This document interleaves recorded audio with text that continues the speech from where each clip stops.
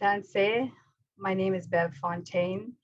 Kutawi now Eske Benesio Isquel, that's my spirit name, Mother Earth Thunderbird Woman.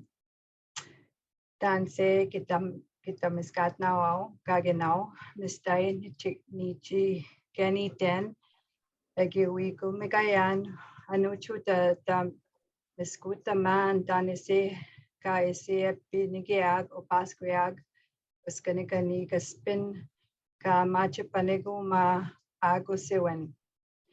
Kaginao gegwan ka tuskata mag mamawi chituak. So what I just said in my language, the Cree language, is I'm greeting all of you. And I'm very honored to be invited to present today at the conference. Today I will be speaking on how Opaskwayak Cree Nation has operated through COVID. And I also wanted to add in that everything we do through teamwork. So just to give you some context, and I should have actually put it into my PowerPoint, a little map of where we are. Opaskwayak Cree Nation is located in Manitoba, and we are a 6-hour drive north of the city of Winnipeg. So hopefully you could picture that in your mind. On Opaskwayak Cree Nation, we have approximately 4,000 members on reserve and about 2,900 members off reserve. We operate 2 schools.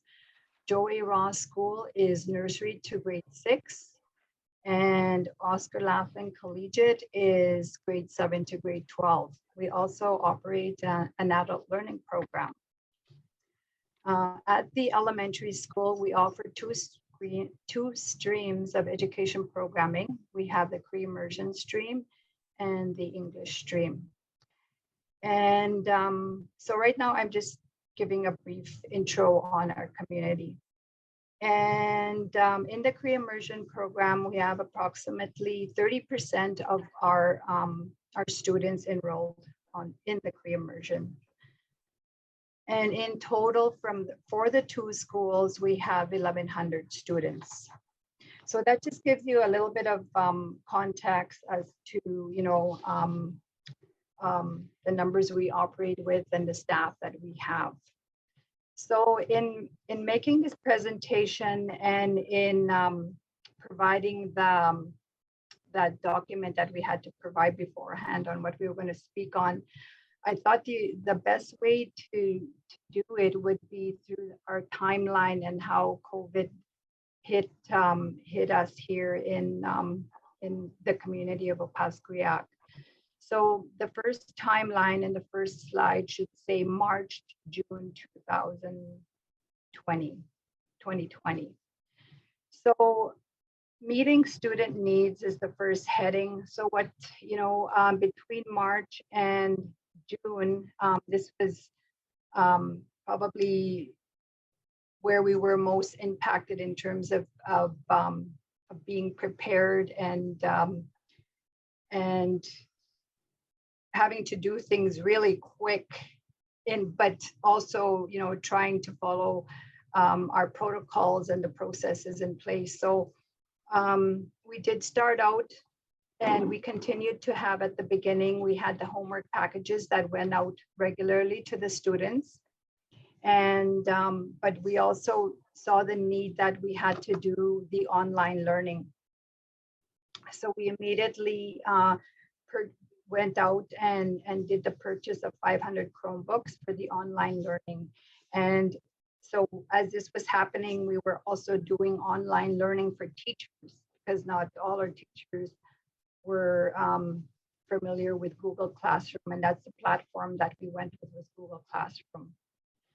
And at the same time, while we were doing this work with the Chromebooks, we actually had a team that worked on the creation of a technical service policy, we called it, for students and parents, so that there was guidelines for students, rules, and for parents that they were taking responsibility of a laptop and what their expectations are in terms of caring for that laptop when they signed out for it. So that was part of the work that happened. There was another team when the Chromebooks came that had to do the inventory, the setup, the dispersal. So it was actually, so we created these teams within the school, and basically, that's a lot of the organizational work that happened between March and June of 2020. And it was in the middle of March that that we received the notice, from the province that we were going to peer remote learning. So, it was a lot of quick planning that took place to get ready for April after the kids came back. We're supposed to come back for spring break. I wanted to point out right at the beginning in March, and that's why I have the staff inter-branch collaboration there right out early, is that as a community, our branch managers, that's what they call it. They call us branches. So education is a branch. There was a lot of collaboration right from the get-go. We developed the COVID leave policy almost immediately as a team and got that approved by leadership.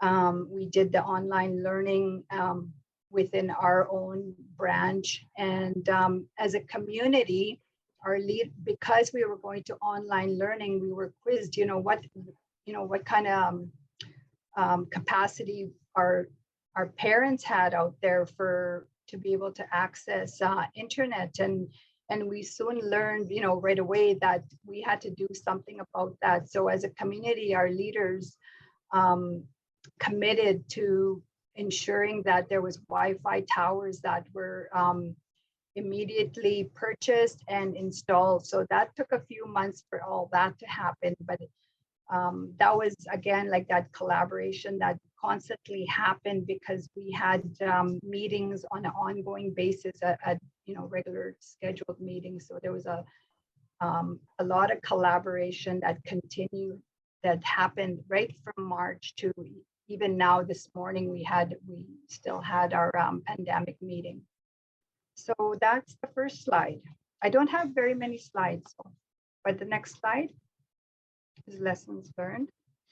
So lessons learned from that first 3 months was, of course, the homework packages were not being returned. We had very little success in the homework packages being returned to the school and new packages being picked up.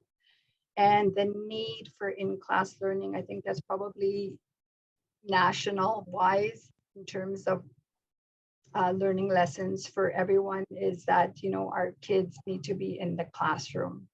The kids need their socialization with their peers. And of course, the learning loss from that 3-month period. Because my two grandsons live in my home, I was able to see firsthand how not being in school affected them. So I can really empathize, with the kids that they really needed to be back in the classroom. So those, taking those forward,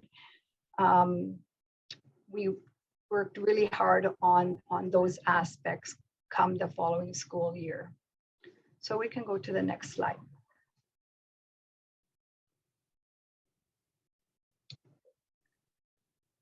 So for this timeline, it's for the next school year, September to June 2021.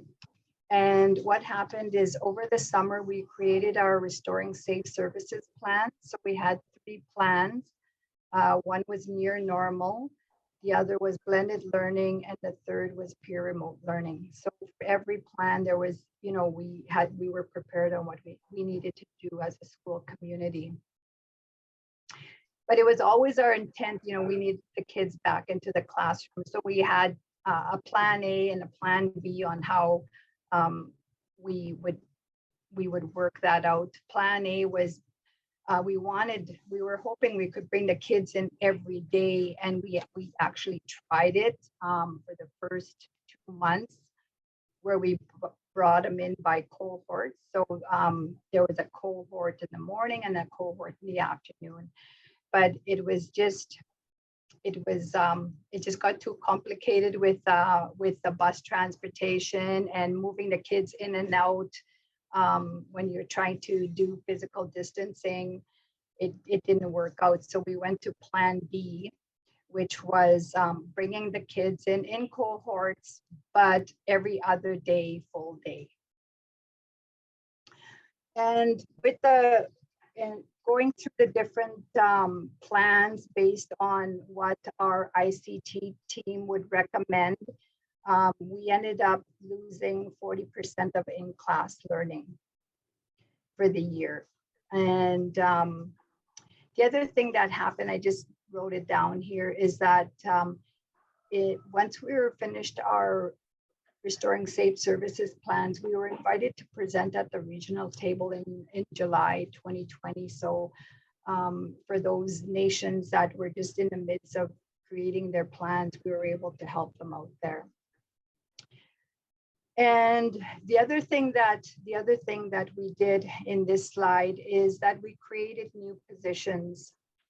What was really important for us was hiring of a nurse, and we were able to do that. And we also brought on staff, and we didn't know what to call them at the beginning, but we knew we needed help with practicing the fundamentals and making sure staff were wearing their masks and ensuring cleaning was happening and all those different things that that the safety protocols called for. In the end, we called them health support workers, and we hired 15 of those from the community. 8, I think, were at the elementary school, and 7 were at the high school. So these were their duties here. I listed some of them, and they worked directly with the nurse. So the nurse was very active in assigning them to different duties within the school and helping her when there was positive cases that were identified. So that was really important for us. And we actually still have these staff members working with us. We hope to have the nurse stay on permanently because although her focus was on the pandemic, she's also working in other areas with our staff. And we do still have the health support workers on, and now their new role is with our mandatory vaccination policy and ensuring that still making sure the fundamentals are followed. So next slide. Okay, so here, one of the things we did, knowing that the kids were only in school every other day, we knew that they were at home, and so we thought, what, we need to be able to create learning spaces out in the community where kids could go if they needed to talk to someone, if they wanted to do their work. We had 2 primary software programs that we were using. There was Mathletics and the RAS reading program. And so we installed those in the Chromebooks at the elementary level. And so students who had their Chromebooks would be able to go to the community learning center that we created. Hello? Excuse me, Anne-Marie, can you put your mic on mute, please? Thank you. Sorry, Bev. That's okay. I wasn't sure if I was getting cut off or what. But anyway, so what we did is we used the community spaces to create satellite learning centers. And so this is where I'd like to show, we created a YouTube to communicate. Again, we did a lot of, we tried as much as possible to communicate to our parents and community with what we're doing in education. And so this is one of the videos I'd like to share because it was really important for our parents to know that there was other places that their children could go to also access learning if they weren't in their allotted time slot at the school. And so we could share it. It's not very long. Can you all hear the video? Yes. Opaskwayak Educational Services recently made the decision to switch to peer remote learning after the COVID variant outbreak. Director of Education Bev Fontaine shares how students will keep learning despite the school closures. I wanted to share with you today one of the initiatives that we're working on. We know it's been a really difficult year for children, post-secondary students, in terms of trying to get all of our academics in the year. And so one of the projects we've been working on is trying to use our community spaces for alternative learning sites. The learning centers will be open to students from elementary to high school, as well as post-secondary students. Now there are 3 learning centers for all students to use over the summer. They are Martha Constant Parish Hall, the Begetti Youth Center, and Margaret Henderson Parish Hall. The purpose of these sites is that they be a place for students to go to work on their core math and ELA skills. Students will also have resources available to them at the learning centers. This includes helpful staff, Chromebooks, and internet access. So at these community spaces, at these parish halls and youth centers, we will have staff there available to help them. We will have Chromebooks available, and in the Chromebooks, they'll have software programs such as RAS and Mathletics right in the software in the Chromebooks, and students will be able to work on those. A reminder for the parents, social distancing rules are still in effect. Students sanitize, sign in, and stay 6 feet apart. We're also looking to provide incentives for the students that come on a regular basis, as well as snacks. And so it's a space where students can go and do their work, because not all families have internet hookup or have laptops at home. So we're wanting to be able to provide those to the students. Many post-secondary students have young families. In order for the older students to succeed, they'll need the help of daycare services while they study. The other thing that I wanted to mention is that if there are post-secondary students that are going through the summer months and they need daycare, that we will be in the position to help with that, because we have been working with Hilda Young Child Care Center on this, so that needs to be said as well, that we're able to provide that support. Opaskwayak Educational Services will keep the learning centers open until the end of August. Students will have the opportunity to catch up on schoolwork caused by the COVID delays.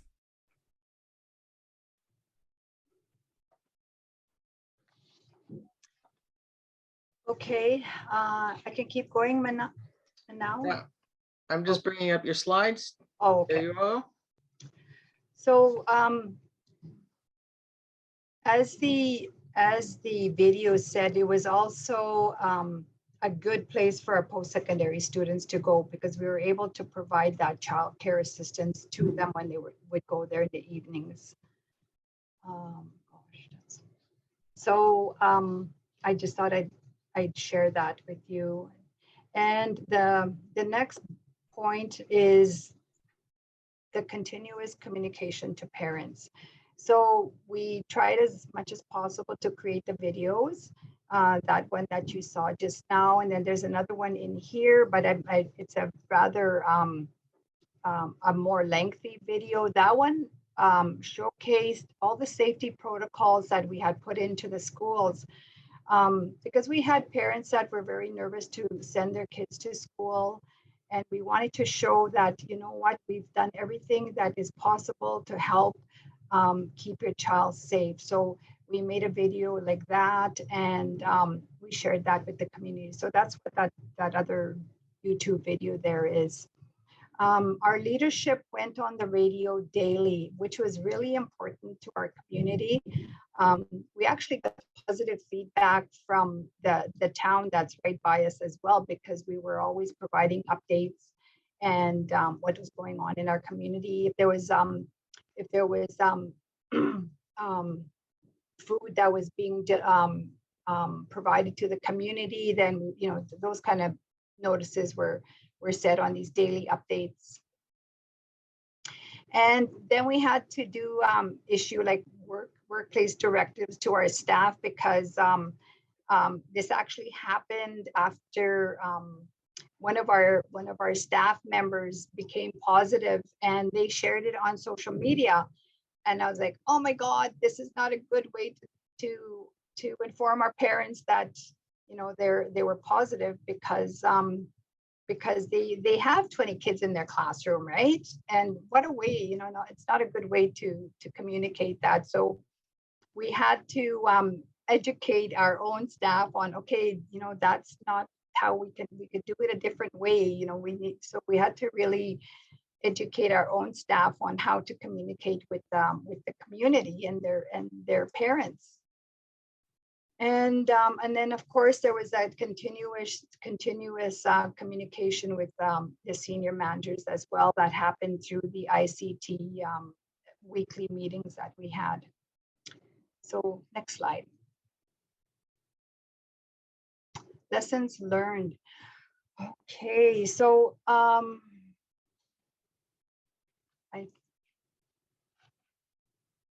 missing. Okay, I'll start with this one. Staff processes. So there's a number of subheadings under staff processes. So essential work assessment, you know, knowing who your essential staff was, and because that was important in terms of establishing schedules at the schools for parents to know when their teachers were at the schools, and also to be able to provide secondment to other program areas. We had a really close working relationship with health. Health needed a lot of assistance. And so we were actually able to do that work with them, send our staff over there. And so we had staff that did step up and say, yeah, I'll go work with health. And so that was really good. And the other one that is mentioned there is replacement planning. So knowing who was to replace staff when someone got ill. So that became very important, especially for our teachers, and our O&M staff and transportation staff were real critical positions with health, because we, again, our O&M, our custodians, they needed help with our custodians to do ongoing cleaning. And then our schools became rapid testing sites, just because of how you could drive through, that we had, you know, different our venues were able to accommodate that rapid testing. And so our schools became vital in that way as well. Next slide. Work at home planning. So that kind of goes with you know, knowing when your staff, who was going to be at the schools, when work would get, you know, when parents could communicate with their teachers and so forth. So that's important lesson learned from this. Employee character, who stepped up and took on other roles. Again, you know, I mentioned the close relationships we had with health, and doing the work in terms of food security, going out in the community and delivering the cleaning kits, and knowing, you know, who you could see, you know, who was nervous and who wanted to stay at the school, who just who stepped up and took on the other role. So that was that became, you know, important for us. And the HR policy, I talk about having your documents and your policies ready, so that pandemic leave policy was very important, that it be developed at the beginning, because you needed it, you know, we needed it, and right through the rest of the year and a half that happened after that. In the branch secondments, we created a little agreement between the branches for our staff to be able to work somewhere else. And the reason that's really, I need to point out, is that we avoided layoffs we did everything we could to keep all of our staff employed. So we said to our staff, you need to either find meaningful work within education or with another branch, or you take courses online. And so those are the options that staff had, because we did not want to lay people off at this time. There was enough things that our staff were worrying about, our community was worrying about, than not having a job. So so that was important for us. Yeah. Bev, can I ask you to wrap it up in less than a minute or so? Oh my gosh. Okay. I must have about 2 or 3 more slides, but I also have that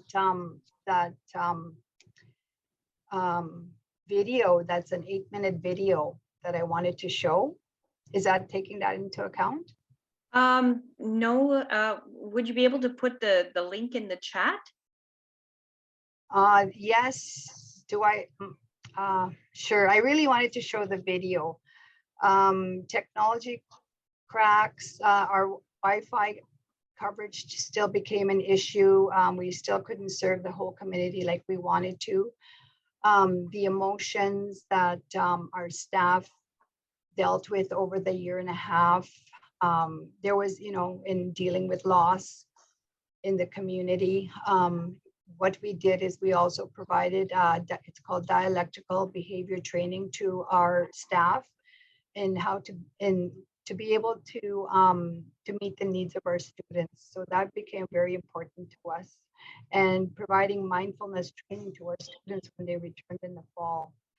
And key is communication. I say, regular, consistent communication. So we tried very much to achieve that. Next. Holistic approach to education.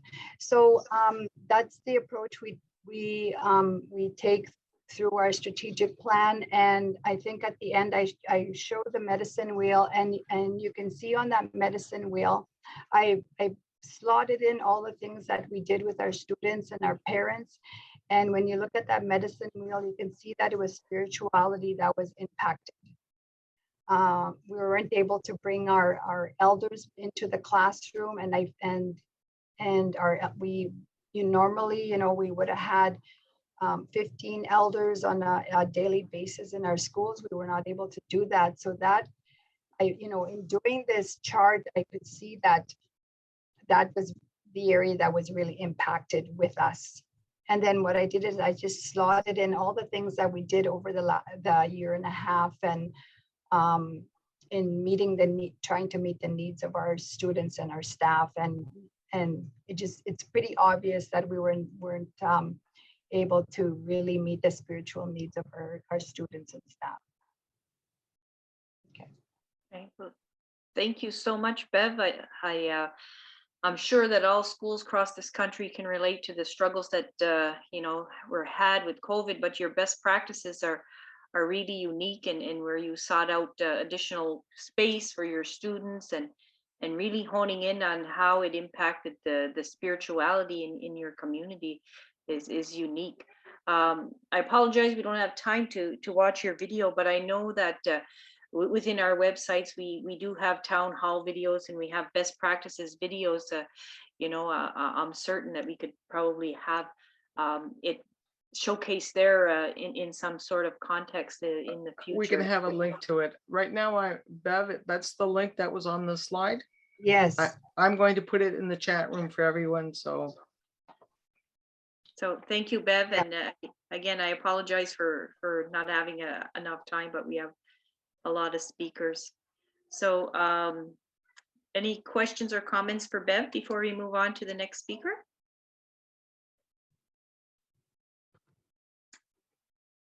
No? Okay, great presentation, Bev. And with that, I'm going to move on to our next presenters, which are a aunt and a niece from the Listuguj Mi'kmaq First Nation, Alasite'w Gitpu School. And what they teach is land-based learning with a forest kindergarten.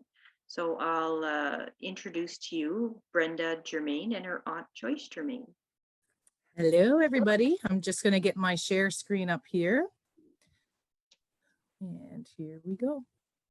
For Okay. the beginning. Oh, yeah. Geez. Our logo. It's going to be more like a kindergarten clown show here. So, Kathy, whenever the 25 minutes comes, you make sure you flag us down, get our attention, jump in. I set my little alarm off. So All right, perfect. So we don't see you, Kathy, so you'll probably have to jump right in on us. okay. All right. Okay. So, Deloise, Miss Brenda. I mean, Deloise, Miss Joyce, And Germain. We're both Germain. both of us. So we run an Ebuktugue Ginamasudi program out of Listuguj, Quebec. That's in the Gaspé Peninsula. Nebuktugue means belonging to the forest in Mi'kmaq, and Ginamasudi is like the lessons that are learned. So first off, our philosophy, we found this nice quote. It's important to have knowledge of the heart. And how do you get that? Well, you learn it through the soles of your feet, the palms of your hands, and quite literally by the seat of our pants. And all that knowledge has to pass through your heart on your way to your head. So this quote was one of the things that struck us the most when we first started teaching. And we noticed that our classrooms were no longer, let's say, happy places. In the afternoon, our students would display, behavior of tiredness, anxiety. We have all the letters in the alphabets coming into our classrooms with the ADHD, the autism spectrum. So we knew something had to change, and we decided to break up our day and take our kids out every single day, no matter what the weather. So this is a structure of our day. We've been doing this I would say about 9 years. Going on 9 years, I hope. Oh, I'm not man. sure. Who knows?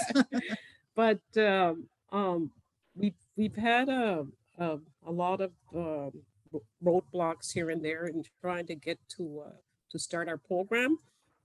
But now, as we speak, we got our new building in a forest, and it's beautiful, and it was just delivered yesterday. Yeah, so we're still riding on a high yeah. of getting a building. Yeah. So the structure of our day goes, our mornings, as of right now, are spent in the classroom. And we focus on basic literacy. And this is all, I'm sorry, we didn't mention, this is all in the immersion of the Mi'kmaq language. Right. So this is a complete immersion kindergarten classroom. So our mornings are spent inside with math and literacy, our main focus. Right. Our afternoons, about 2.5 hours, are spent completely on the land, rain or shine. We just only don't go out minus 30. 25. Well, we push it to 30. We know Yeah, some yeah, spots. yeah. And thunder and lightning. Yeah. We have, as of right now, we have access to a bus, which takes us to various locations within our community.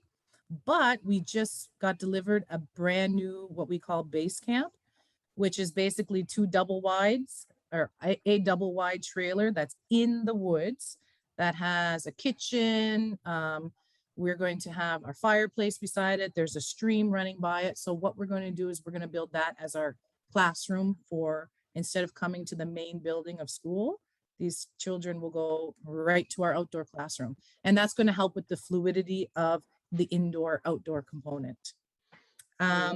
What we do is we break up our units, like how you teach units in math and units in language. We break these apart, and we gear all the learning outcomes to coincide with the weather and seasons. Now that took us probably 2 or 3 years to really solidify, but now we know We're it like experts. we're experts, but it comes easier over the years through Yeah. practice, and we really enjoy doing this because the children are more relaxed.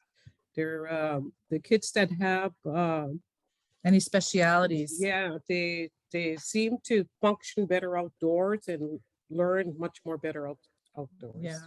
Yeah. So what we do really quickly, we use a spiral curriculum, which means we're not teaching in silos. Like, okay, this is patterns. We're done with patterns. We're never going to see them again. Throughout the year, we remember our essential learning outcomes, And every day that it comes up, we teach it, which sounds a little scary Right. at first, but we're, once you get into the groove of it, so which means that we solidify each of these ELOs because it's continuous. We bring it back into the classroom. And bring it right back And- out. So yeah. that's why they call it spiral. And This is our building. yeah, this is a little picture. This was just taken the other day of some of our little kindergarten children, and we're watching the base camp get delivered. So this is our area that we've cleaned, and as you can see, it's completely immersed in the forest. And a nice porch for us. Yes. So what we have during our outdoor component, we have two different types of learning. We have on-the-fly learning and purposeful learning. On-the-fly learning is what we, Joyce and I, takes up most of our day. So this refers to a method where we create little mini lessons based on a student discovery. So we're in the forest and a student finds a frog. Immediately, Miss Joyce will kind of zone in on that student and go up. And ask questions who, what, where, how, and, inquiry-based questions. Yeah.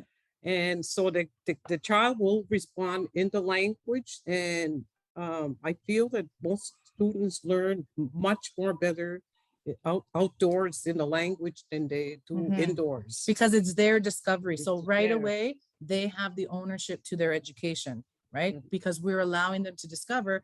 Now, somebody might discover a frog and another person might discover leaves or a different type of flower. But Joyce and I both have the ELOs in our head, or essential learning outcomes. So while Joyce is speaking with somebody about a frog, I can do the exact same patterning lesson, counting lessons, language lessons based on what they've discovered. Exactly. So another one is called purposeful learning. So this refers to a method that is a premeditated, and it's based off students' curiosity and an educator's guidance. There's often a question to be answered or some type of teaching that's offered that we know setting out onto the land that's going to happen. So a lot of times if we do, when we do our ice fishing unit, those are all premeditated because we have to plan. There's a big ordeal getting them out on the ice and up, but Exactly. usually on a daily basis, we have on the fly learning. So this is just a few pictures that we want to show you. We do a lot of animal tracking, and most students that are outside, whether it's winter or spring, Mhm. with the animal tracking, they question it. Who is the animal? What direction they're going? How big it is? So all these concepts are kindergarten concepts that students need to learn: the size, the directions, Colors. the colors. And the other pictures, the salamander, we learn counting the fingers, Mhm. narrow or wide. So there's so many Mini lessons. mini lessons involved here. Mhm. And if you've ever tried to get the attention of 20 kindergarten students all at once, it's an impossible feat. So why not allow them to explore? Once they find something of interest, we're like crows and we Yeah, kind of go in, do Yeah. something quick and then back out exactly. and roam around trying to find, who found something next. Yeah. This is an example of purposeful learning. So the first picture, you'll see some of our students putting up a trail cam because we frequented this spot in the forest and they noticed there was like seeds on the ground and they're like, who's eating this? What's Yeah. going on? Whose tracks are these? So we decided to do a lesson, and you can see the last picture. It's an Amalteguech, a raccoon. Yeah. So this is an example of purposeful. And one of the things I did here was also we were doing lessons on patterning, whatever. So one child out of nowhere came and started putting the food out, but in a pattern form, Mhm. like making a design, creating a design on the snow with food. So then I was able to assess that child by saying, okay, this little girl knows patterning Mhm. already. Like she mastered that. Mhm. So Where- so a lot of the assessment is outdoors also. Whereas maybe the little girl would not have displayed her knowledge of patterning indoors because she doesn't like coloring. Right. So it's not that she doesn't know the concept, is She doesn't like to color. So it's easy for us to do the assessments. Right. And also I should add that the AGS school that we work for, brand new, they just learned, they just hired two gentlemen for an outdoor program for grades 5 to 8, where they get to go out once a week for 2 hours at a time. And they caught a moose this morning, I think. Yeah. Yeah, did. they had, so yeah. So the outdoor program at AGS, we're sailing now. Joyce and I are a little bit of the trailblazers, but We're it's almost in swingers. every classroom. So that's great. Okay. So this is really easy. We've done a lot of presentations before where they're like, well, how do you just tell the parents, well, what if they don't learn to read and write and the science and the math? And over the years, we have been able to reassure parents and other teachers that all of these curriculum essential learning outcomes are being not only covered, but they're being explored to a further extent. Exactly. During the outdoors. So you can see math, science, language, we can get them all. I sound like a promoter. Right? So it's a great way, like I just said, to enhance and introduce essential learning outcomes. You can hear, yeah, so here we have one of the units, I guess, is 3D objects. So creating 3D objects with the rocks. As you can see, some of them are a little bit far down there, but there's a teacher, so they're playing. And this little girl is writing on a tree. Right. So not only is it more meaningful because she had to identify what type of tree, for instance, the muskweed here, she had to identify what tree can you write on, what do you use, and what am I going to write? And the color and everything is there. As opposed to giving them a pencil, giving them a paper and saying, now write. Oh, this is cute. So I'm actually guilty of this, is sometimes as teachers, we give them paperwork to show their knowledge. Whereas we said before, a lot of times it's not the knowledge that is the block. Maybe it's the pencil grip, or maybe it's the cutting grip, or like being able to think up something and put it on paper, like the processing skill of So what we have here is, honestly, this is a worksheet that I probably would have given in the past. It's like, which one is taller? Which one is shorter? How do you know? And in the language, when we both experienced this, is we never taught taller or shorter, but these are the curriculum concept that students need to be able to express in the language. But in our language, we were able to do this by saying taller or shorter or whatever, but also brought it back into the classroom the next day to give, maybe we showed a video of him on our smart board, and we shared it with the other students that might have missed this concept. Right, so even though this little gentleman here, Sean, got the learning moment outside, we bring it back the next day. Right. So here's a little video of Sean, who, remember, this same student, I know the mom wouldn't mind me expressing this, but he had a hard time with paperwork. And when he went out, he found a stick that was the same size as he was. And you can hear him in the language saying, we that we're both the same size. Oh, Brenda, hold on, guys. Let's see if I can do it here. So there you go, right? It might not be the concept of taller or shorter saying he doesn't know. It could be a block. Had some issues also with being autistic. So he is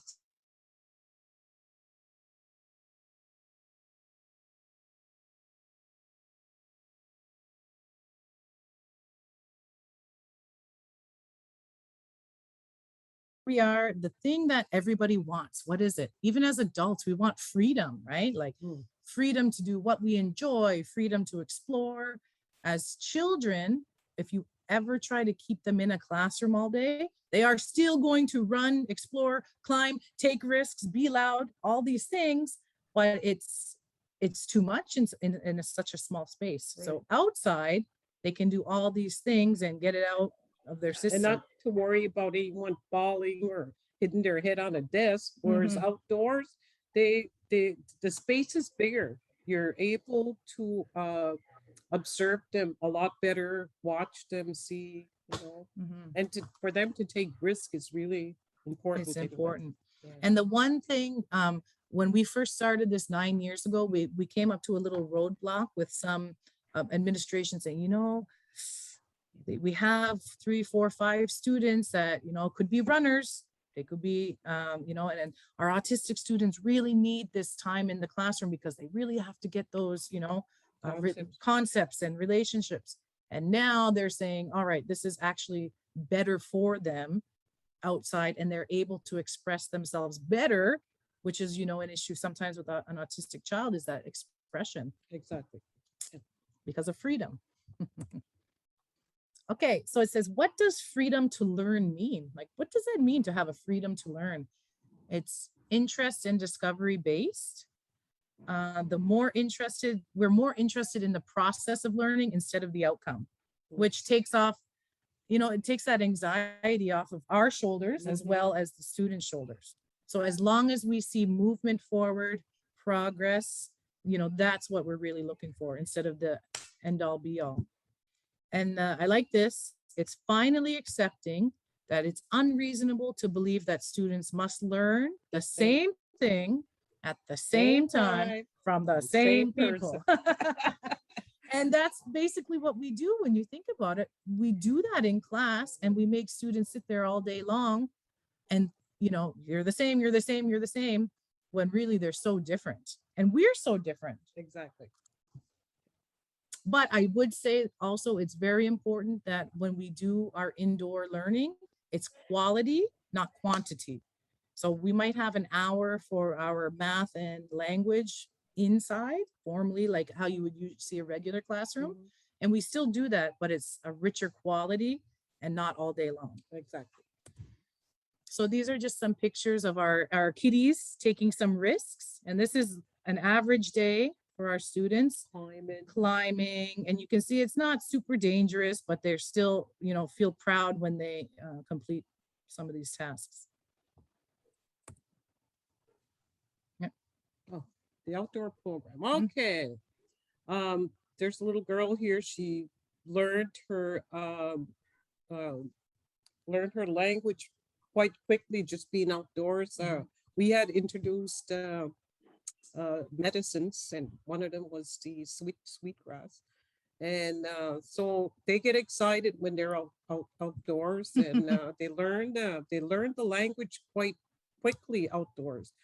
On that day, we did not teach it ahead of time. We did not say, well, this is sweetgrass, and we didn't tell them it was medicine, whatever. When we went outdoors, this is when we started talking about it.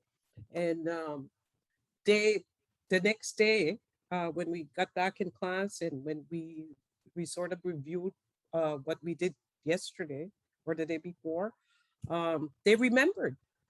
They learned the language so quickly. They reminded you. Yeah.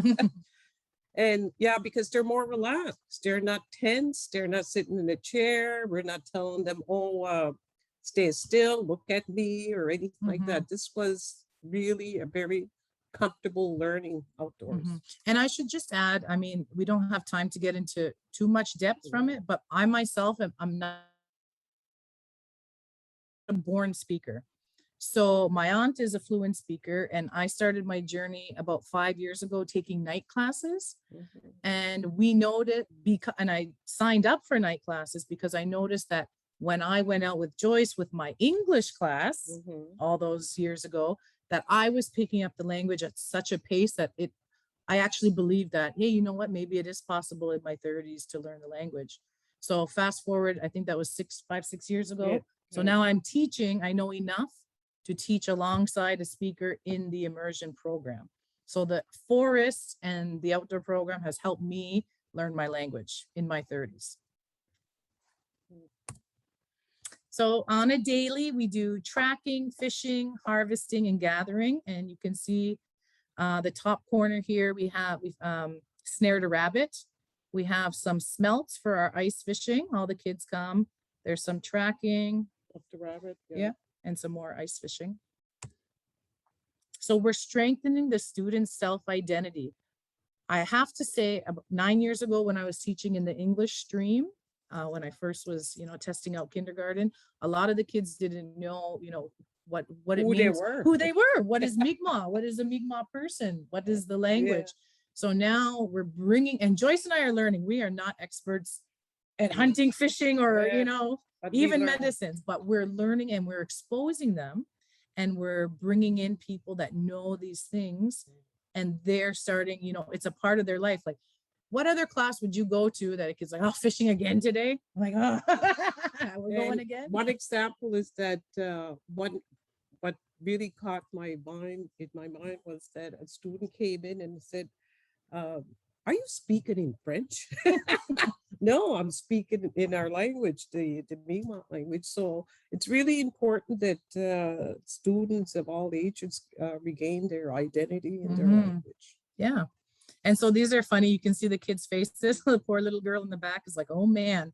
But once we had our smelt catch, we brought the smelts in. We did get in trouble a little bit for that, for the smell. But we brought them in, and we had two of our elders help us clean them, and then we cooked them. And so the kids could, have the whole experience. In the language. In the language. We also, like I said, Joyce and I are not hunters, but we know a lot of community members that are. And we put a call out each year. And so far, every year, a hunter has led us, as soon as they've cleaned while they're cleaning their catch, we come into their garage and they speak to us in Mi'kmaq, and they the kids help them harvest the moose. Right. Or anything really, fish, moose. There. So each season brings gifts. So you can see here, we the first picture, this is our springtime gift, is the fiddleheads. We're known for fiddleheads around here. And it's so funny because there's so many lessons. You think, okay, kids go, they pick fiddleheads and they're done. But we went to pick fiddleheads. We tried about 3 times before they would pop out of the ground. And the kids were getting frustrated, like, why aren't they ready yet? Okay, well, let's look at the weather. Was it an unusually long winter?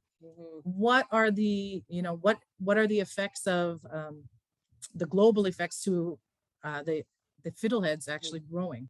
And we do that. One of my favorite stories are ice fishing, where Joyce and I didn't realize that the tides had such an effect on our ice fishing. Right. So we bring the kids out and nothing. Finally, when we learned to track the tides, the kids were like, oh, well that's why. Actually, it was a student that looked in the hole and said, look, Miss Joyce, the water is moving It's up. coming up. It's coming up. So this is where I introduced the language part of it, where Wechwabach, Edlabach means like low tide or tide coming in. Then I taught that in the classroom and outdoors, and the kids were able to know these concepts. And that child that noticed that is cemented in their psyche now. Like they know it like the back of their hand. They haven't read about it. They haven't read, what tides affect what. They know it because they were on their own river and they experienced it. We also we experience a lot of medicines outdoors, collect a lot of medicines. So we learn about the medicines also and how they are used. Just daily. And we're learning, like we're not we're not experts in pretty much anything. Yeah, but we give them a base so they can become the experts. Okay. So we have a few minutes, I think. Now, can you wrap it up in about a minute? Oh, yes, we can do it. So the great outdoors, the children have space to practice patience, but they also have, like we said, that quick Q&A time. So I'm just going to show this video. This is our patience video. It's quick.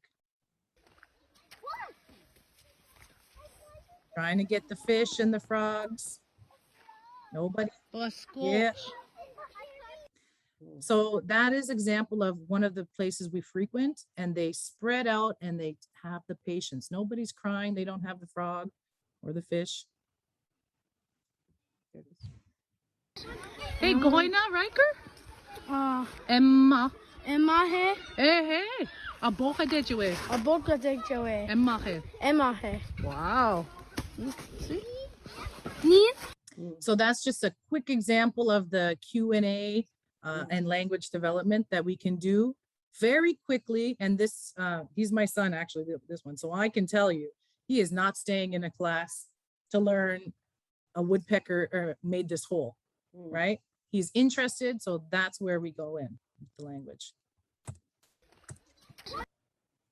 So this is just a very quick example of us exploring different seasons and different weather. So we do make fires, we do make little tarp tents, we go to big water, we go to small water, we let them crawl in their trees. And this helps build a relationship with Mother Earth. This is just a picture of students taking charge of their own learning. So for evaluation, I won't get too far into it because we have discussed the curriculum, but it's basic who, what, where, why, when, and how evaluations and a Q&A and observation. And this is my last little video here. And this is just a girl, how we can quickly evaluate her saying, I caught 2 fish or 1 fish or some kind of bugs. I think it was a spider. So I'll let you see that. Koi, what you doing?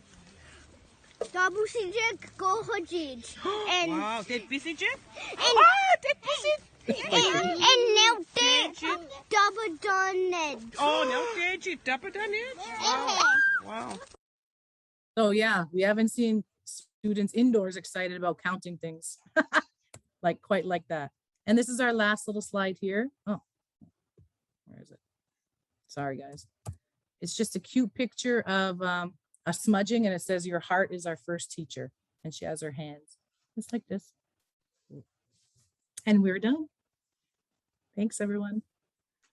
Well, thank you, Brenda and Joyce. Thank you a lot. That was very informative, very nice.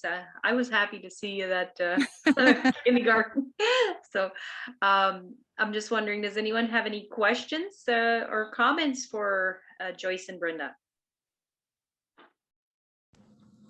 Hi, Brenda and Joyce. This is Hi. Jacob. Hi, my name is Jacob Pitawanakwat. I'm actually presenting next. I'm just wondering if you have any contact information. I'd love to get in touch with you Sure. later on. I can definitely, if you just maybe copy your email in that in the chat. In the chat? Yeah, For sure, Yeah. totally. that would be great, and we can email you. Okay, cool. Yeah, we're working on some. I'll explain all of this in a second. We're working on some children's stories, and I like the idea of a land-based learning, and we could incorporate a little bit of culture into that. So yeah, I'd love to connect it. Look into that a little bit. Yeah. Great. Any other questions or comments? Definitely an awesome presentation, an awesome initiative. Thanks. You know, especially following COVID, people were looking for alternative ways for education, and you've been doing this for 9 years, and it's an outdoor kindergarten is a safe classroom. We got ahead of that curve. Yeah, we got ahead of that curve for sure. So before we go on to our third and final presenter for today, I just want to let everyone know that the session today ends at 4:30, and after that you're encouraged to fill out the survey, and I'll post the link in the chat. And tomorrow we reconvene at 9:40 a.m. For the vendors presentations, and we have the plenary with Terry Goodtrack from AFOA as the keynote speaker.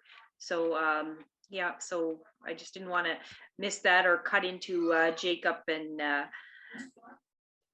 Fabrice's presentation. So I wanted to make sure I got that in, so because I know that they're anxious to present. And so without further ado, I will introduce Innovations for Learning Canada, and Jacob and Fabrice are going to do a presentation on reading through the pandemic. So go ahead, gentlemen. I'm just going to share my screen really quickly. Can we see that all right? Okay. Hi, Ani. My name is Jacob Pitawanakwat. I am a program manager with Innovations for Learning in Canada. Innovations for Learning is a registered Canadian charity. And today I just want to talk about a bit of my experience and the experience of the organization as I helped helped us expand here in Canada. Some of the challenges as we've introduced our programs into new communities, as well as some of the challenges and solutions we've developed working through the pandemic and keeping things operational. It all kind of played out really interesting. We actually have a really cool storybook project and some language and culture aspects that happened as a result of the pandemic. So I'm really interested to share how we've sort of been on that journey and how we got to where we are now. So just a little bit of history and background on the organization. So Innovations for Learning was founded in 1993 in the US. In Chicago. And after establishing a strong program in the States, we were given the opportunity to come into Canada and the UK. So we're now a global charity, a registered Canadian charity. And that's sort of where I came into the picture in 2008 when the organization came to Canada. The exclusive mission of the organization is to reduce the early grade literacy gap in high need communities. And for us in Canada, ground zero was here in Opaskwayak. That's actually where I am right now. They were our first school to run our program, and they've been very influential on how we've adapted our programming and also adapted our priorities to better serve the communities that we are in. And just a little bit of statistics on why we are so focused on early grade literacy. Statistics shows, I'm sure many of us already know this, that students who aren't reading at grade level by 4th grade are 4 times less likely to graduate high school statistically. By the time these students are 12, there's a 5-year gap between those who started senior kindergarten with higher levels of literacy than those who started a little bit behind. We know there's a 90% correlation between 1st grade reading and 3rd grade reading. So what we do as an organization is we try and laser focus all of our resources and all of our programming where this gap is the smallest. So that way our impact will be the greatest, and we can put students on a strong trajectory in education and in life. The way we do that is through 2 programs. The first being an enrichment tutoring program, which actually utilizes virtual volunteers. The second one is a phonics-based high dosage program where we actually have early literacy interventionist providing one-to-one differentiated instruction. And then of course, the third piece of this, as I've mentioned earlier, some recent developments have led to a bit of a language incorporation, which I'll talk to, and cultural incorporation, which I'll talk to about in a few slides here. So focusing on the enrichment tutoring right now, the way it works is the corporate sponsors who help keep our lights on and are funding our program will actually will recruit volunteers within their offices, and then we'll pair those volunteers with a student inside of the classroom. And those students will get a call through a station that we've developed, and they'll do a 30-minute reading session once a week. And in bringing this program to Canada, we've actually found that there's a very high appetite. There are a lot of private organizations that have impact nationwide who are really keen on helping vulnerable populations, and in particular, Indigenous populations. So we are seeing a lot of people who want to help, but don't know how to help and don't know how to connect with our communities. So what we've been doing is we've been working very hard to adapt our programs to make that accessible to these people and help build bridges. So that way they're able to help as much as they want to and as much as they know how to. So the way we make this as accessible is we try and do all the heavy lifting on our end, so that we create our own proprietary software. We take care of logistics as well as technology. And so that way the volunteers really only have to worry about signing into a platform, clicking a couple buttons and connecting with their student. And then in the teacher side, everything's designed to be non-intrusive on existing practices. So it's essentially a phone ringing at a given point at a scheduled time, and then a student just going onto that station and working for 30 minutes. And then they'll join right back to the class when it's done. And so far the impact has been really good. We've been getting amazing feedback from our partners, And just a snapshot of the data that we collected in my school last year, 2020/21 school year. And as you can see, in just one school in the middle of a COVID year, we had over 287 hours of virtual reading support for the students, which is amazing in terms of boosting literacy. But what we've really been discovering is this transfer of knowledge that's beginning to happen between tutors, especially tutors who are repeatedly coming back year after year. They're starting to learn about our language in this school and about the cultures that these students find valuable. And what we're realizing now is that we're in a point where we can support that, and we want to adjust our programming so to better support this opportunity and help create bridges, and not only just be focused on developing strong reading results. The second program, which I mentioned earlier, is our high dosage tutoring program. And this is our one-to-one early literacy intervention that's focused on phonics. So it's focused on building a strong reading foundation with the students. So that way, as they move forward on into higher grades and start transitioning into oral reading fluency, they have a strong foundation that they can rely on.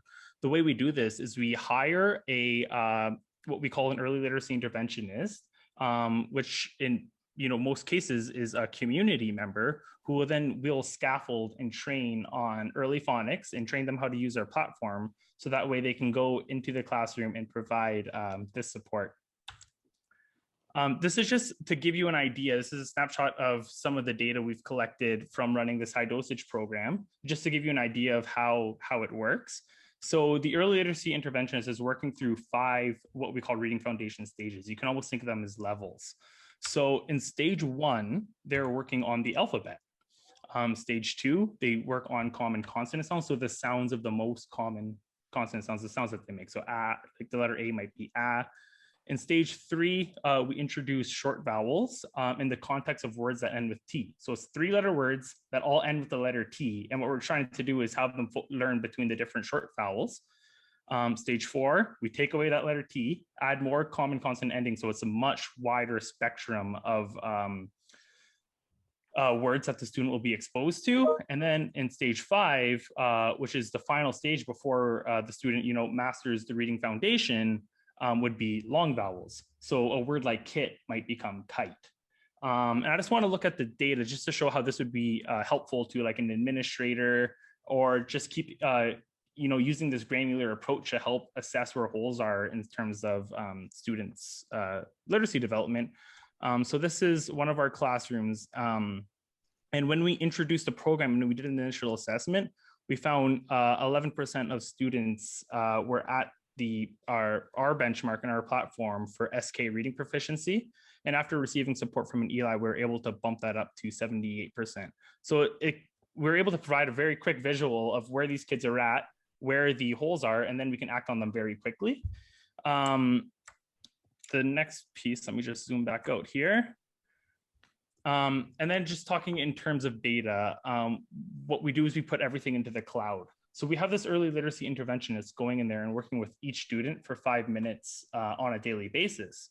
And that data is immediately uploaded to a cloud. So teachers, principals, and administrators can at any time log in and see real-time data of where the student is at, which is going to help us keep like really strong tabs with the student. And this is an example of a report that we made with the Toronto District School Board of just students' reading progression throughout the years. And it's very easy to recognize when a student might be having issues when they have like a really long bar of ones. We know that they're struggling with the alphabet, and we might need to rethink the way we're approaching this student and how we're providing support with them. And then once we can assess that, we can adjust and then better provide support. In bringing this to Canada, this is what I'm really excited. One of the innovations I'm really excited about, we very quickly found out that finding teachers, finding staff, finding EAs, ECEs is not easy.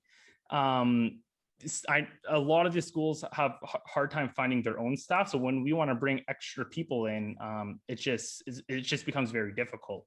So to combat this, what we've decided to do was actually lower our initial expectation of what we would require from a recruit. So instead of searching for someone who might be in school at Teachers College, might be an ECE graduate, what we're doing is we're upgrading our scaffolding, making sure that the work that they're doing is going to be laser focused on one area in education, early literacy. And then,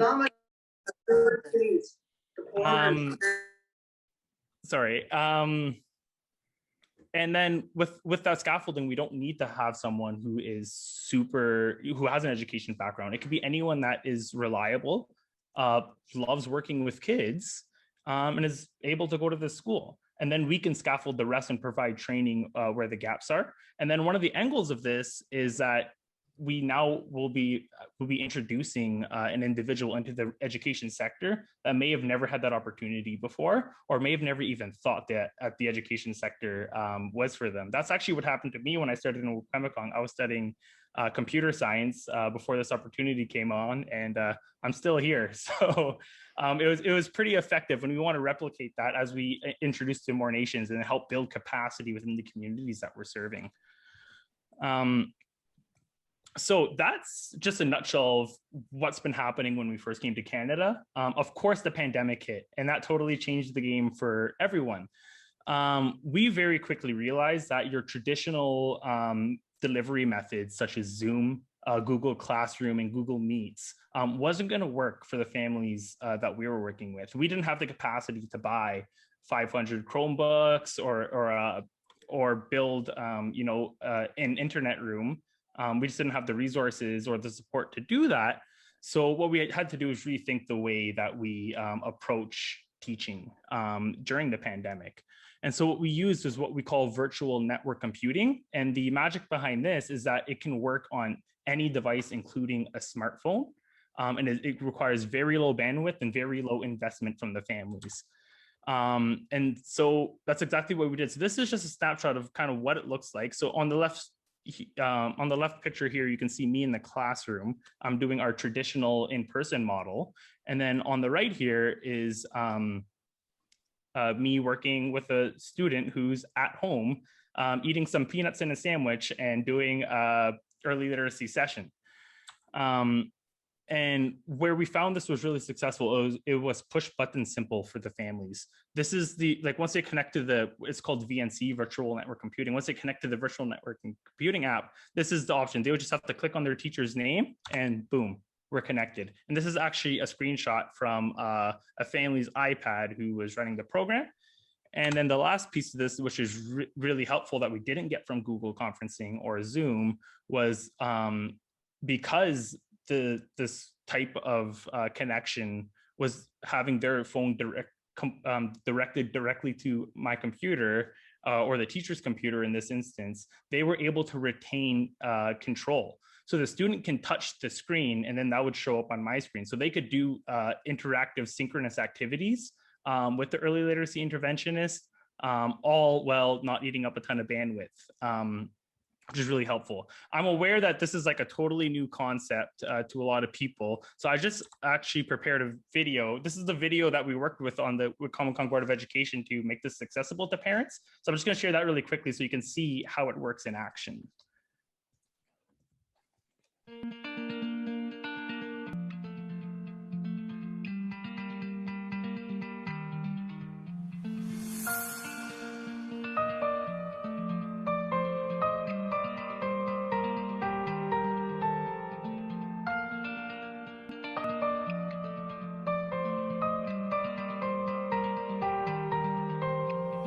High five. Put this over here. Can we make another word?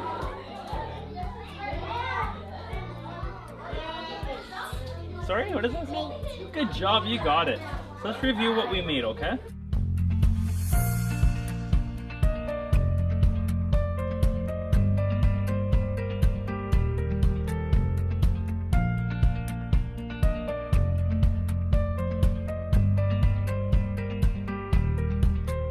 Here we go.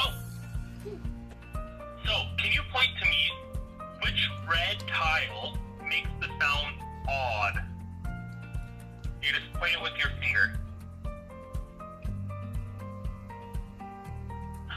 Awesome, good job.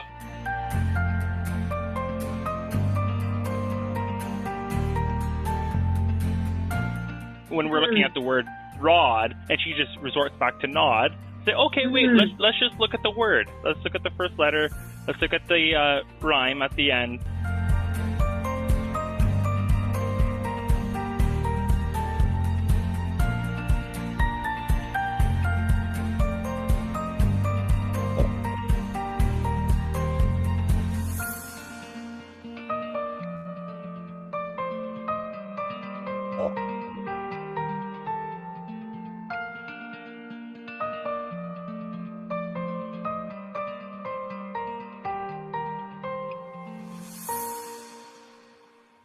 Okay, so I hope that gives you just a better idea of what it looked like when I was doing this remote implementation.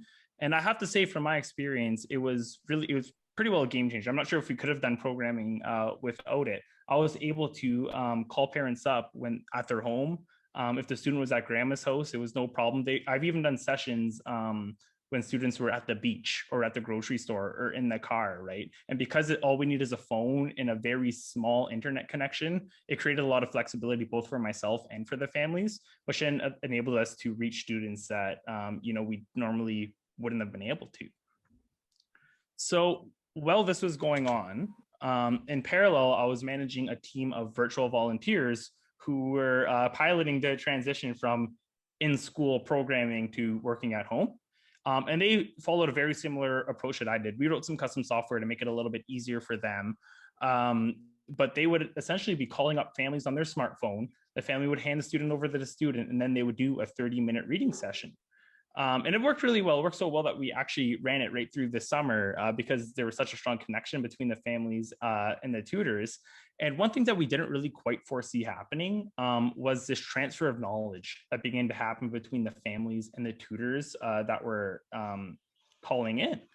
And what this looked like, well, I started getting all kinds of emails, all kinds of texts and calls from different tutors saying things like, hey, every time my student calls, they're saying this word ani. What does it mean when I hear that? What do I say when the teacher says that, or when the parent says that? And I would explain to them, well, in Wakamkong, we're Anishinaabe, and ani is the word that we use to greet each other. They're essentially just saying hello. And the tutors thought that was so cool. They were learning the language, they're learning about the culture, all in a 2-second span while the parent was handing the phone from to the student. And it was actually so impactful. I saw a tutor starting to sign off their emails saying miigwech, or starting off with saying ani, or using words like nahau in the bodies of their emails. And I was like, wow, this is amazing. So I brought this back to the Wikwemikong Board of Education and said, hey, we had a really cool summer. And there was a lot of interesting learning that went on. Is there any way we can support this? And they agreed that this was like a really unique opportunity. So we all sort of put our heads together, IFL as an organization, the Wikwemikong Board of Education, as well as all of the other Indigenous schools we were supporting at the time. And we all hopped on a call and said, what can we do to support this type of learning and this kind of initiative and support this? And what we collectively decided was to create our own series of children's stories that not only highlight the rich traditions and the cultures of our youth, but also serve to support language revitalization and reconciliation. So we did exactly that. So this was the first story we created. It's called Ice Fishing with Micho Misimakons. I got to go out onto the ice, onto Lake Huron with our land-based, Wikwemikong Board of Education land-based learning lead at Dimki Laval, and it was amazing. There were elders, there were students. I photographed the entire thing, took notes, and then fed all that information to an artist and illustrator. And this is what we ended up coming up with. And what we're really excited about with these stories is that we're gonna have a tutor and a student reading them together. And then every now and then they're gonna come across these words that are in the language, whether it's Anishinaabe or a different language. And the student's not gonna know how to read that word because they're still learning how to read. And the tutor, in most cases, will have never seen that word before. So it's really going to be up to the student and the tutor to work together to serve language revitalization and to serve reconciliation. And there's going to be many instances where the student will know the importance of that word, how it connects to the land. They might know a cultural story that's related to that word because they would have heard it at home. And this is going to give them an opportunity to voice themselves and share their knowledge, their traditions, and their language, and feel proud and grounded of who they are as a person. So we recognize that there's going to be a lot of people reading these stories who are new to the language or don't know the language at all. So what we're doing is we're working with the language divisions at the WBE here, as well as the other schools that we work with, to create resources to help the reader. So we're starting with phonetic spellings and audio recording. So the phonetic spellings will be a visual aid, as you can see in the bottom here. The word show miss, we have me, show, miss. And if that's not enough support, then we have an audio recording where you can actually click on a button and hear an elder speak the word. So that way, when you're reading it with your student or just reading it by yourself, you'll be able to pronounce it correctly and be able to keep that knowledge with you. So the last piece of this, as we make more of these stories, is the local dialect piece, right? Because we are aware that we're working with many different nations and many different communities. So we want to make sure that each story is representative of the youth in that area. And this is actually a great story that is an example of what would embody, two different nations. So we have a story, it's called Ruby Rules the Rink, and it's about a young girl who lives in Opaskwayak, and she travels all the way up to Moose Factory, which is about a 16-hour drive straight north from Lake Huron, basically to Hudson's Bay. And she goes and plays hockey. And she actually scores the winning goal, and it's this super amazing, excited story. But now that we have schools up in that area, we're going to need to have the story be available in Moose Cree, the local dialect that's spoken in Moose Factory, as well as in Anishinaabe. So that's where we're lucky that all of our resources are on the cloud. So that way we'd be able to, just with the click of a button, change the dialects that and the phonetic spellings and the audio recordings that appear on the platform based on who's reading the story. The biggest challenge for us would just be getting those proper spellings, getting those local words and local dialects. So that's where we ask for the help of the schools, and that's where this really collaborative conversation surrounding our innovation really begins. And I know with the WBE, we've been having a ton of these conversations. We have like a template on the best practices on how to do this. But yeah, it's been a super interesting and innovative experience. It's been a ton of fun just working with, local elders, local knowledge keepers to develop these stories. And as we expand to more territories and more school districts, we're super excited to see where this can go. We realize that we've only just dipped our toes in the water, and we want to keep expanding on this. I want this to be a project that is, effort of many nations all working together to serve a common goal. I want us all to work together to create some resources for our youth that will be truly impactful.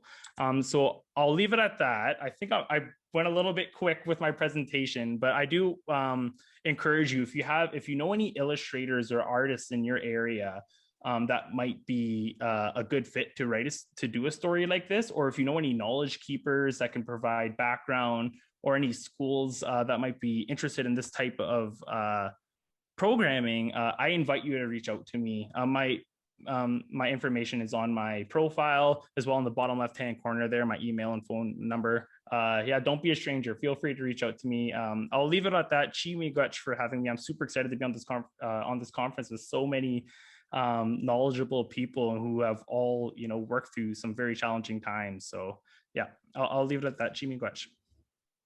Thank you so much, Jacob. You're right on time. To be honest, I was just going to give you a wrap it up in a minute, but you're on time. So I'm just going to open it up to the floor and see if anyone has any questions or comments for Jacob. And I like your offer, Jacob, for looking for artists and people that are interested in what you do.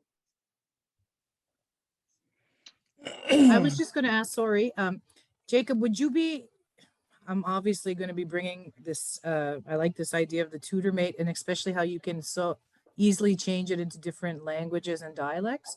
So would you be maybe the contact person that I would be able to get our administrators, give you some more work? Yeah, absolutely. Okay. Absolutely. I'd be happy to help with that. Okay, perfect. Thank you. I really like it. It's a good initiative. Mike, you have a question, comment? Thank you, Dr. Martin. Just a quick comment. I'll just say, this has been one of the most amazing programs when you talk about reconciliation. And when we first started, with TeacherMate and TutorMate, we're used to companies coming in and saying, we got the magic bullet for your kids. But you go by their program and it's scripted. And all along the way, this has been a reciprocal relationship. The fact that Fabrice came in and he didn't bring his own people, he hired Jacob from our community. I think that's a huge part of why it's successful. And again, like instead of saying this is our program, do it our way, what can we as a community do to bring added value to it? So I cannot tell you that if you become a part of this opportunity, and I'm not making any money for this, you will not regret it. And our literacy rates for our little guys, it's one of the most positive data sets we have, is what we're getting out of TutorMate, TeacherMate. Miigwech. Thank you, Mike. Any other comments or questions? Good afternoon from here in Saskatchewan. I really totally like the TutorMate, and I like the fact that it does design books. Am I correct? Yes.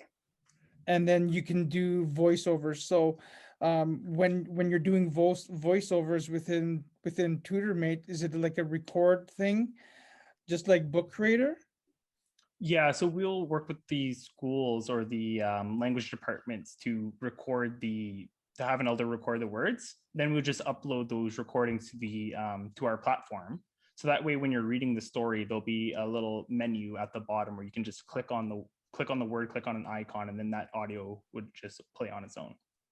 So my other question would be, TutorMate would be a program, a yearly subscription, or how much would it cost for a yearly one? Yeah, for sure. Don't know, Fabrice, if you're on the call, if you want to talk a little bit more about the pricing and logistics with that. Sure. So hi, Ani, my name is Fabrice Grover. I'm the Executive Director of Innovations for Learning. I didn't do a lot of talking today. I wanted to let Jacob do the talking because he's been so instrumental in our program. And thank you, Mick, for jumping in as well. This program is subsidized by corporations, so they help pay for the cost of the early literacy interventionist. We ask the school to contribute roughly the equivalent of $25 an hour to help offset the cost of the ELI. So it works out to about $6,000 per 10 students per year. So if you're looking for 3 hours of an ELI support, that would be $18,000 for basically like a half-time employee, 0.5 FTE. It's somebody from the community that we recruit.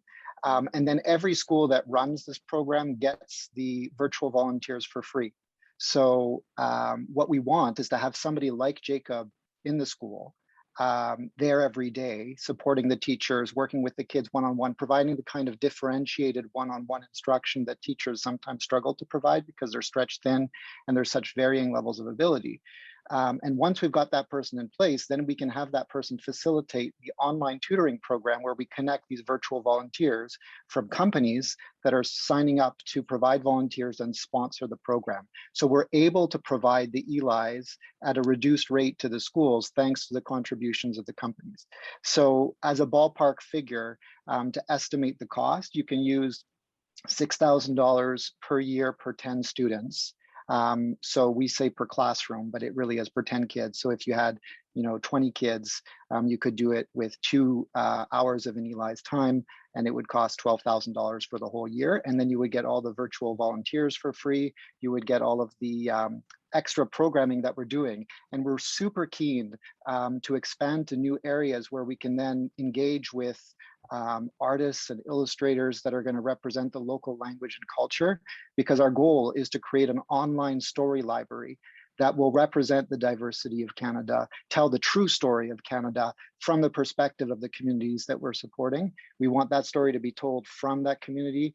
And so we really want to meet people who are jazzed about this project, and we will hire local artists to collaborate with us. So we want to, find artists in the community to illustrate it. And what'll be cool is that we'll have a different visual style on the West Coast. We're just starting in School District 72 in Campbell River in their Quala program there. And then, that'll look very different from the Anishinaabe stories that we're creating in the Manitoulin region, for example, or what we do in Moose Cree. So yeah, really welcome your inquiries. Jacob is your go-to. You're in very good hands with Jacob, and I will be working quite closely with you too. This is sort of my passion as well. I moved from New York, where I was running the program in New York, to bring the program home to Canada. I'm originally from Coast Salish territory in Vancouver. I used to teach at the Native Education College there. So this is my dream, to bring the program to Canada and make it truly Canadian. And by truly Canadian, I mean Indigenous. So I'm really excited to have this opportunity. And I just am so grateful to all of you. It's been so inspiring hearing these stories. I've gotten choked up so many times on today's call, just hearing the resilience and the innovation that has happened. I think we're all very fortunate to be part of this community. So thank you very much, Chimigwech, and I look forward to working with as many of you as possible. Okay, thank you so much, Fabrice and Jacob. And we're out of time for today's session. It ends day one. I really appreciate our speakers for today, Jacob and Fabrice and Brenda and Joyce, Germain and Bev Fontaine. Bev's video in the chat. So just a reminder that fill out your evaluation. See you tomorrow when day 2 starts at 9:40. We'll have some vendor sessions and some draws at 9:40, between 9:40 and 10. So you're all welcome to come. Thank you so much for all your participation today. And it's been a wonderful experience thus far. So